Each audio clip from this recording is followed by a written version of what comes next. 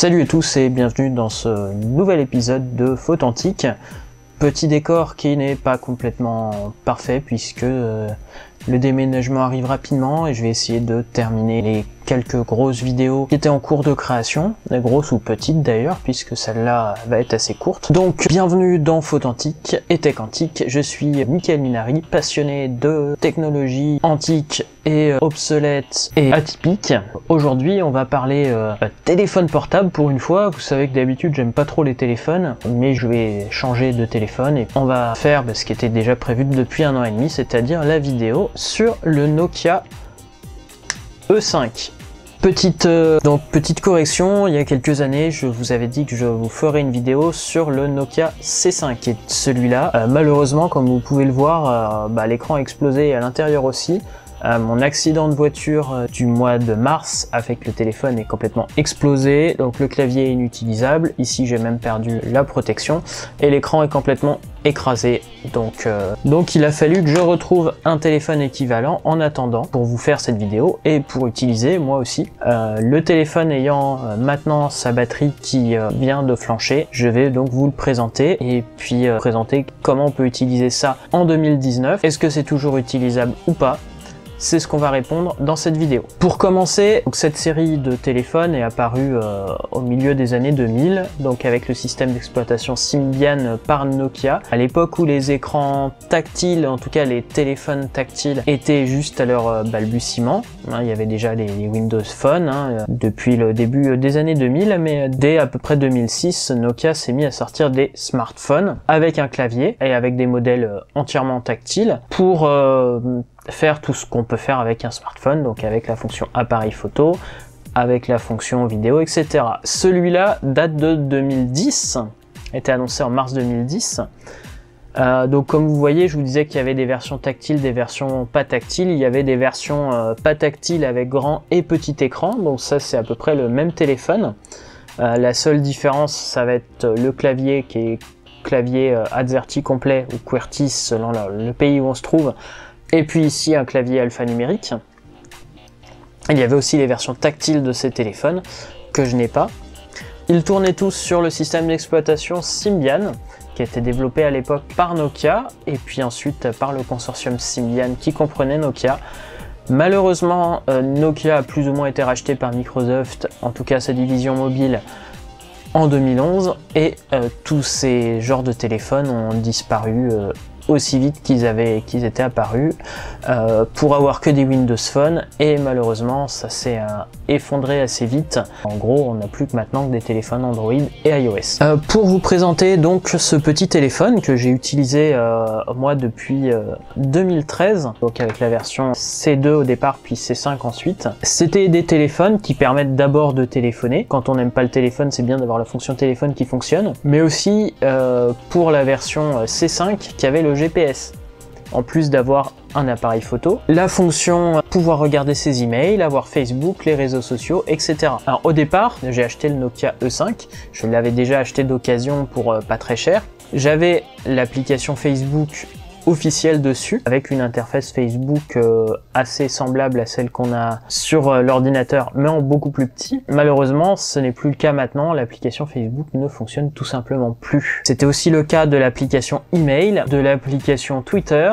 de l'application Instagram, et plein d'autres applications de réseaux sociaux qui malheureusement je pourrais pas vous les présenter puisqu'elles ne fonctionnent plus. Par contre quand on critique Apple pour l'obsolescence programmée, voilà, ces téléphones là sont encore capables, si j'avais une batterie neuve, de fonctionner. Malheureusement la plupart des fonctions avancées des téléphones sont bloquées. Même le GPS, on peut récupérer les coordonnées GPS. Là j'ai réussi à bidouiller pour afficher la carte, mais par exemple je ne peux plus calculer d'itinéraire puisqu'il faut se connecter sur un serveur à distance qui est déconnecté.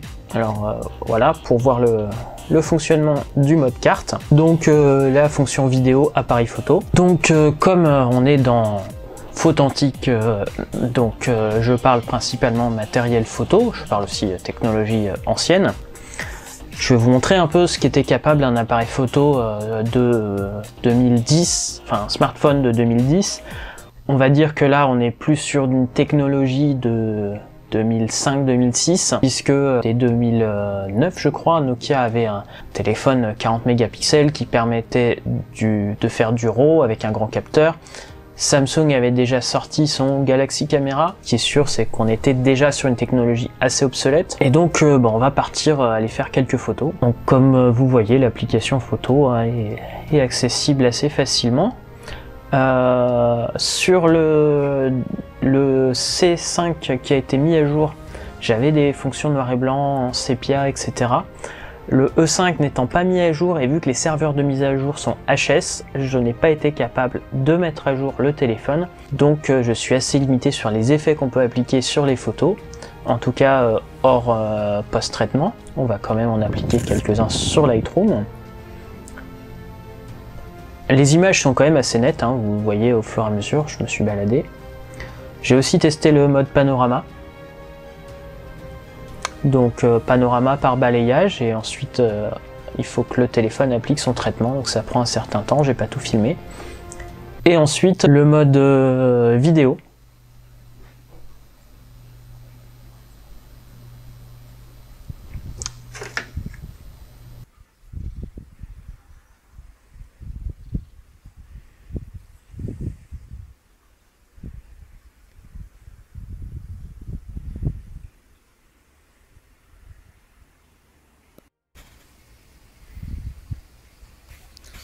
Alors j'ai cherché désespérément à activer la caméra avant, malheureusement sans succès, donc on va se filmer avec la caméra arrière, donc comme ça vous entendez ma voix, vous me voyez sûrement, je sais pas puisque c'est la caméra arrière.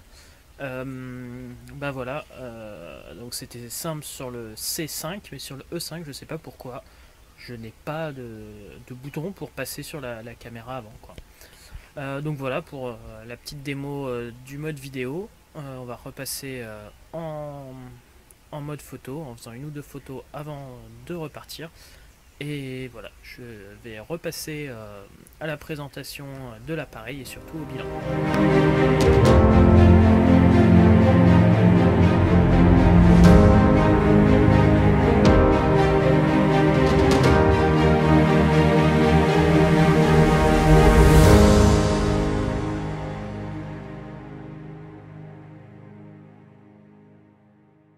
Et voilà, enfin, je vais un peu parler de ce qu'on peut toujours faire, ce qu'on ne peut plus faire, et ce qui ça vaut le coup de l'utiliser toujours en 2019. On va bientôt être en 2020, là, dans 2 mois. Donc qu'est-ce que j'en pense maintenant? Déjà, c'est un téléphone qui, s'il avait l'autonomie d'origine, me conviendrait toujours bien. Là, moi, je tiens moins d'une journée, maintenant, c'est plus vraiment le cas. Malheureusement, le fait que beaucoup de fonctionnalités aient été supprimées fait que c'est plutôt limité.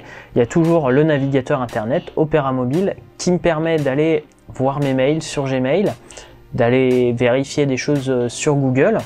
En effet, on est sur un écran tout petit. Donc les mails, on peut même normalement enchérir sur eBay, etc. Il y a quand même des choses qui fonctionnent. L'application mail ne fonctionne plus, la plupart des fonctions de réseaux sociaux ne fonctionnent plus. Ça, c'est assez récent aussi. Les mails ont été arrêtés en 2014.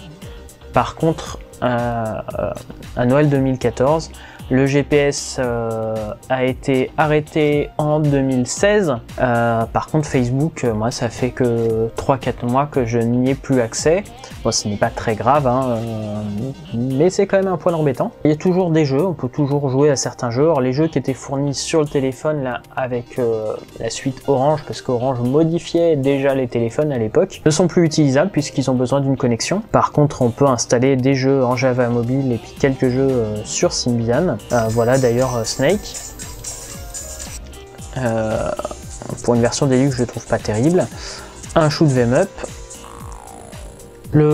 Petite information, le Nokia E5 a le Wi-Fi. Malheureusement, sur les derniers systèmes d'authentification, sans la mise à jour, il n'est pas capable de s'y connecter. D'où le fait que ça soit un peu inutile pour moi. Voilà, donc quand je vous disais que de moins en moins de choses sont utilisables sur ce téléphone, obsolescence programmée, nous voilà. YouTube n'est plus utilisable. J'ai toujours le mail pour combien de temps, puisque j'ai reçu des warnings, ça fait déjà plus d'1 an que je reçois des warnings de Gmail comme quoi mon téléphone est obsolète. Donc je suppose que c'est pareil, ça va bientôt disparaître. Alors le souci de batterie fait que on va passer à un téléphone un peu plus récent, de 2 ans plus récent, l'iPhone 4S. Je vous ferai sûrement une petite vidéo aussi, notamment pour ses capacités photo, puisque c'est le but de cette chaîne. Mais voilà, fin 2019, ce genre de téléphone est toujours utilisable pour téléphoner, si vous avez encore une batterie fonctionnelle. On peut toujours trouver des batteries d'occasion ou neuves, malheureusement certaines ont été stockées un certain temps, ont été trop déchargées, donc impossible d'en faire quoi que ce soit. Pour résumer, donc voilà, ça...